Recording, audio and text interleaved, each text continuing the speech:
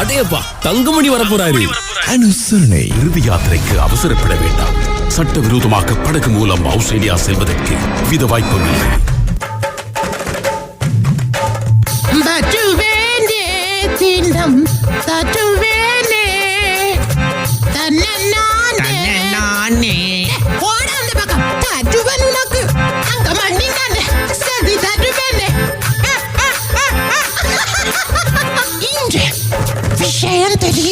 Thangamani skier. Good morning Thangamani, எப்படி இருக்கீங்க? Good morning Anna, have a good day. நல்லா இருக்கிறேன், நீங்க நல்லா இருக்கீங்களா? ஃப்ரெஷ்ஷா ஒரு மாதம் ஆரம்பித்திருக்கிறது. புதிய வாரத்துல சந்திக்கிறோம்.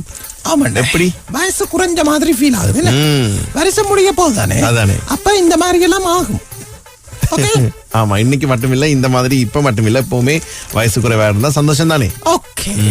இலங்கைக்கு உதவும் பலம் சீனாவிடம் மட்டுமே மகாநாயக தேரரிடம் சீன தூதுவர் சொல்லி இருக்கிறார். ஒருவன் பத்திரிகை கொண்டு வந்திருக்கிற செய்தி என்ன இது?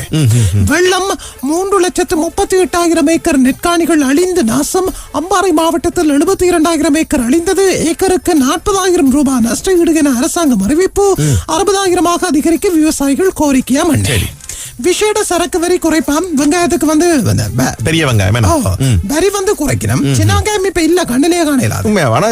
சின்ன வெங்காயம் இருக்கு, அது வாடி போன சின்ன வெங்காயம் என்றாரும் வாங்குறாங்க. அதான் பார்த்தான்னு வாங்கக்கூடிய பொருள் என்று சொல்லி எங்களுக்கு ஃபீல் ஆகும், அப்பதான் வாங்கலாம். சரி. மாவீரர் நாள் தொடர்பில் பொய் பிரச்சாரங்கள், 3 கைது என்று சொல்லி ஒரு செய்தி. என்ன, ஒரு தம்பி தலைவர் பிரபாகரன் அவருடைய புகைப்படத்தை வந்து பதிவேற்றம் செய்திருக்கிறார் Facebook.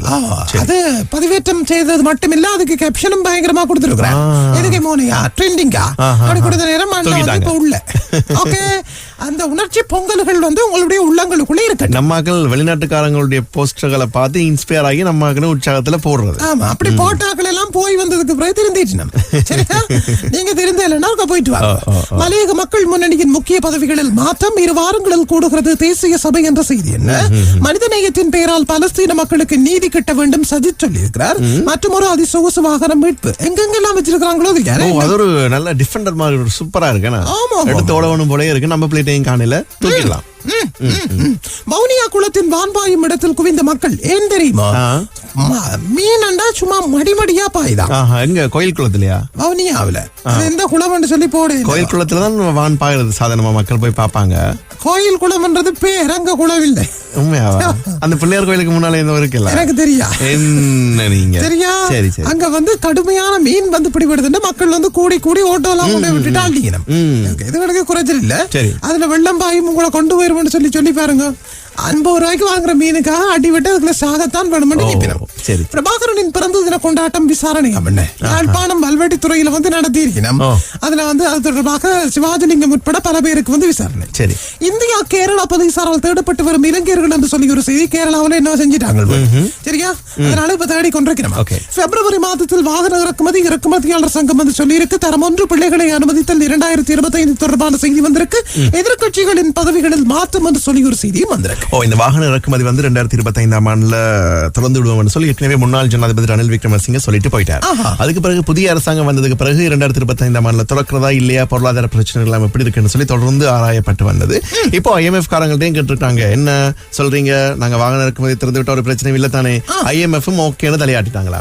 அதே போல மத்திய வங்கியும் அதுக்கான நிதியை விடுவிக்க ஒப்புதல் அளித்திருக்கு. இதனால பிப்ரவரி 2025 ஆண்டு வாகன இறக்குமதி இலங்கையில் சாத்தியப்படும் என்று சொல்லி வாகன இறக்குமதியாளர்கள் சங்கத்தினர் சொல்லியிருக்காங்க. எனவே பார்ப்போம் எல்லா வாகனங்களுக்கும் அந்த வாய்ப்பு கிடைக்கிறதா, இல்லாட்டி முதல்ல அத்தியாவசியமான வாகனங்கள் அதுக்கு பிறகு கட்டம் கட்டமாக திறந்து விட போகிறதான்னு சொல்லி பொறுத்திருந்தான் பார்க்கணும். சரி, அப்ப வாகனங்களுக்கான விலை வந்து இனிமேல் கொஞ்சம் குறைய வாய்ப்பு இருக்கிறது. இல்லது நல்லா கூடுதோ தெரியல. தமிழர்கள் இதனை எதிர்பார்த்தார்கள். மாகாண சபை தேர்தல் நடத்தப்படுவதும் சந்தேகத்துக்குரியது என்கிறார் விஜயதாச வீரகேசரி பத்திரிகை செய்தி. என்ன, மாகாண சபை பலப்படுத்தப்படும் என்ற வாக்குறுதிகளுக்கு என்ன நடந்தது? ஜனாதிபதி சட்டத்திரணி சுமந்திரன் கேள்வி. 13வது திருத்தத்தை ரத்து செய்ய இடமளிக்க முடியாது. டெல்வினின் கருத்து கண்டிக்கத்தக்கது. ஐக்கிய மக்கள் சக்தி எம்பி சொல்லிட்டார். இப்ப இந்தியாவுக்கு போறார் ஜனாதிபதி. 13 வரை இல்லன்னு சொல்லிட்டாங்க. என்ன நடக்க போதோ தெரியல. தமிழ் மக்களுக்கான தீர்வு திட்டம் என்ன? 13ஆம் திருத்தத்தை ஒழிப்பது குறித்து டெல்வினின் கூற்று தொடர்பில் ஸ்ரீதரன் எம்பி கேள்வி. தமிழ் மக்களுக்கு தீர்வு தீர்வு தீர்வு தீர்வு என்று இவ்வளவு காலம் கேட்டு ஏதாவது கிடைச்சதோ?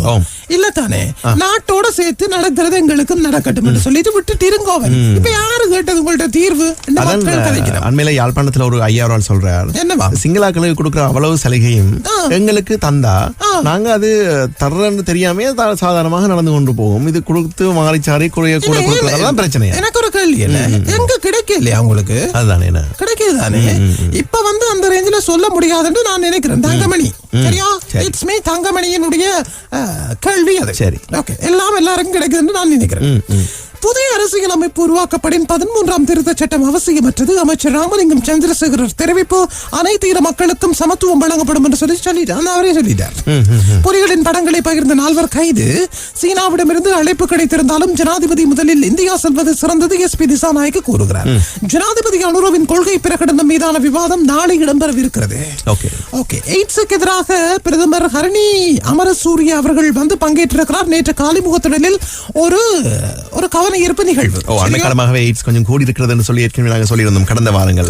எனவே இது இப்போ அதுக்கான விழிப்புணர்வை மக்கள் மத்தியில் ஏற்படுத்த வேண்டியது ரொம்ப முக்கியமானது. சிறுவர்கள், அதுவும் 15 வயதுக்கு கீழ்பட்டவர்கள், இளையவர்கள், அதாவது ரொம்ப மேற்பட்டவர்கள், ஆனா உலக ரீதியில் 15க்கு உட்பட்டவர்கள் அதிகமாக கண்டுபிடிக்கப்படுறாங்களாம்.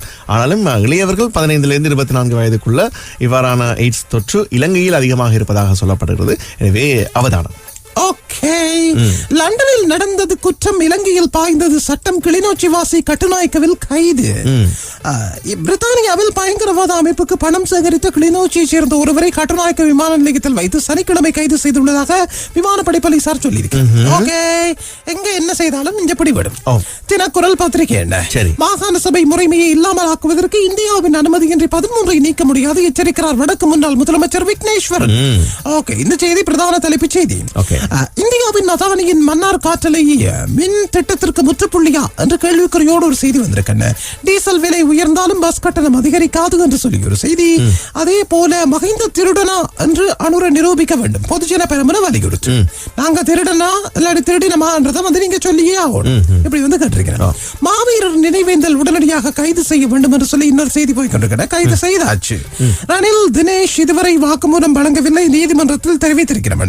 இந்த இம்யூனோகுளோபுலின் இருக்குதானே, அந்த ஊழல் விசாரணை தொடர்பான விசாரணைகளுக்காக வாய்ஸ் கட்ஸ் கேட்டிருக்கிறேன். அவை வந்து இன்னும் கொடுக்கலையா? ஓகே. தமிழன் பத்திரிகை. புலிகளுக்கு நிதி சேகரிப்பு. பிரிட்டிஷ் பிரஜையான தமிழர் கொழும்பில் கைது. புலிகளுக்கு ஆதரவு பிரச்சாரம் செய்ததாக 4 கைது. இந்த செய்திகள் வந்து அடுத்தடுத்து வந்திருக்கு. உள்ளூராட்சி சபை தேர்தலுக்கு புதிதாக வேட்புமனு கட்சி தலைவர்கள் தீர்மானம். ஜனாதிபதி அனுரவை பாராட்டிய ரணில் என்று இன்னொரு செய்தி. பெரிய வெங்காய வரி குறைப்பு நிதியமைச்சர் நடவடிக்கை அமல்ல.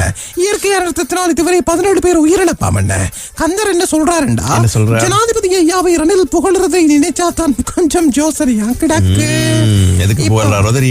இப்ப புகழுவோம், பிறகு நாங்கள் ஒன்றா சேர்ந்து கொண்டு இதுக்கு தான் சொல்லுவோம். ஆனா நான் நினைக்கிறேன் அண்மையில் ஒரு ஹோட்டல் ஒன்று திறந்து வைக்கப்பட்டிருக்கிறது கொழும்புல. அந்த ஹோட்டல் திறப்பு விழாவில் தான் இந்நாள் ஜனாதிபதி முன்னாள் ஜனாதிபதி சொல்லி பலரும் அதில் கலந்து கொண்டார்கள். எனவே அதில் தான் அவர் முன்னுக்கு இருக்கும்போது நாங்க அவர் ஒண்ணு ஏசலா தானே புகழ்ந்திருக்காரு. கேட்டசி புகழ்ச்சியாக இருக்கும், வஞ்ச புகழ்ச்சி. தினகரன் பத்திரிகை குறைக்க உடனடி தீர்வு காண பணிப்பு தவறினால் அரசு நடவடிக்கை எடுக்கும் என்று சொல்லி எச்சரிக்கை. மாகாண சபை முறைமை முடிவுக்கு வருகிறது. புதிய அரசியல் அமைப்பின் பின் நடவடிக்கை. நாட்டின் 12 நகரங்களில் சுவாசத்திற்கு பொருந்தாத ஆரோக்கியமற்ற காற்று, சுகாதாரத்துறை பொதுமக்களுக்கு எச்சரிக்கை.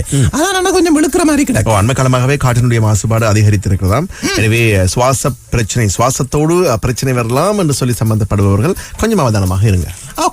அரசின் சிறந்த தீர்மானங்களுக்கு தமிழரசு கட்சி ஆதரவளிக்கும் IMF விடயத்தை சுட்டிக்காட்டி சாணக்கியன் எம்பி சுட்டிக்காட்டு. இறக்குமதி செய்யப்படுகின்ற வெங்காய விசேட பொருட்கள் வரி குறைக்கப்படுதாம். சீரற்ற காலநிலையால் இதுவரைக்கும் 17 பேர் உயிரிழப்பு என்ற செய்தி வந்திருக்கிறது. ஹக்கீம் ரிஷாட் ஹலீம் போன்றோர் மாதிரி நிச்சயம் செயற்பட மாட்டேன், தனது அரசியல் செயற்பாடுகள் குறித்து முனீர் கருத்தாமல். புலிகள் அமைப்பின் தகவல்களை சமூக ஊடகங்களில் வெளியிட்டவர்கள் கைது. 2 நாட்களில் அமைத்த தற்காலிக இரும்பு பாலம். RDA பொறியியலாளர்கள் ஊழியர்கள் சாதனை.